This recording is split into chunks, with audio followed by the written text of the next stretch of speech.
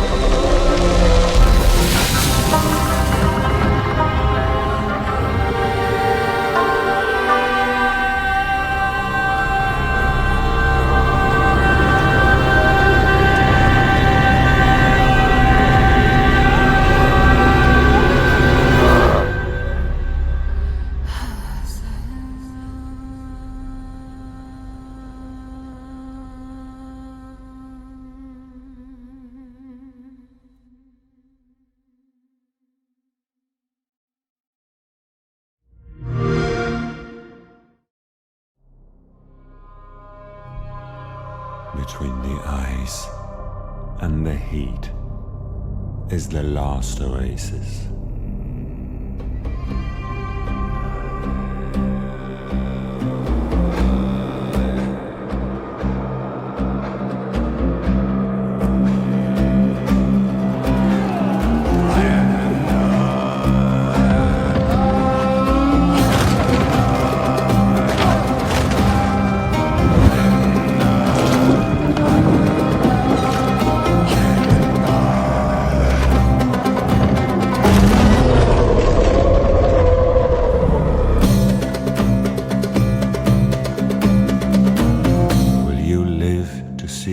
Nomad.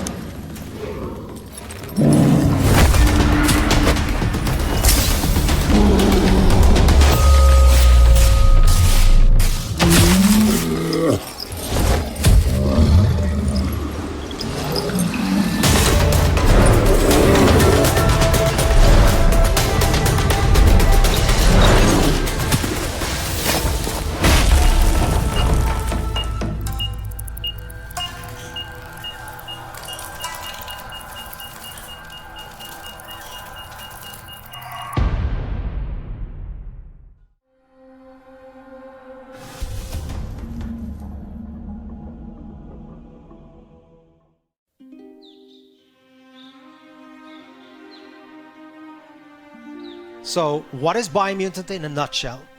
Biomutant is an open world post-apocalyptic kung fu fable. Basically, in terms of structure, it's like Zelda Breath of the Wild, I guess, but the feedback that we've been getting over the years, it's that it's kind of a strange, weird, good mix between Ratchet and Clank, Devil May Cry, Batman Arkham, yeah, and a couple of other influences. So it's truly an open world game, 8x8 kilometers, filled with a lot of weird events and fun things to find. I think the primary thing that we worked a lot with is the control that the player have over the character customization. We have the possibility for the player, to set the attributes, and in Biomutant, that's tightly connected or integrated with the way that the character looks. But the player is like completely free to morph their own breed, we call it a breed, but mammal, if you will. And eventually, people have a lot of assumptions on what kind of animal this is, but for me, and I guess the team, we have allowed the player to make what I call, more like a Muppet.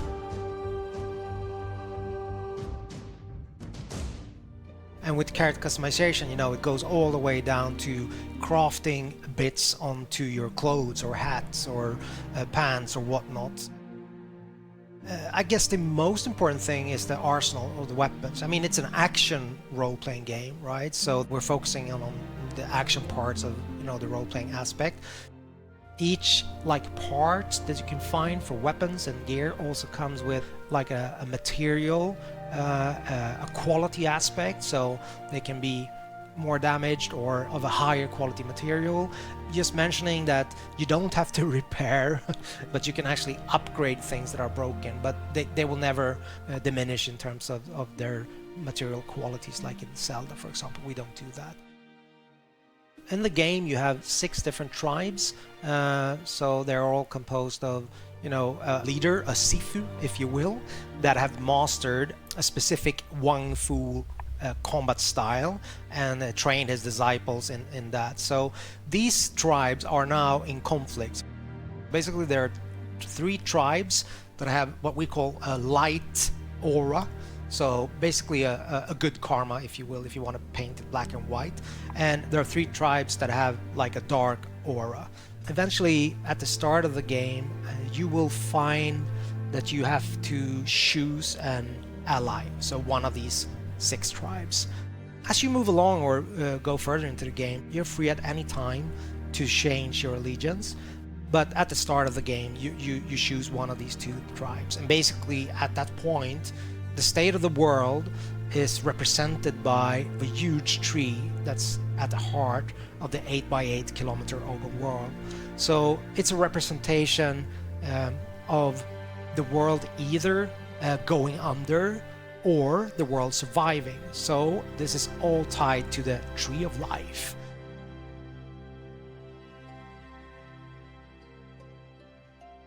A light or a tribe, they want to save the world, so make sure that the tree survives, and also then uniting the other tribes, whilst allying with dark or a tribe would mean the opposite.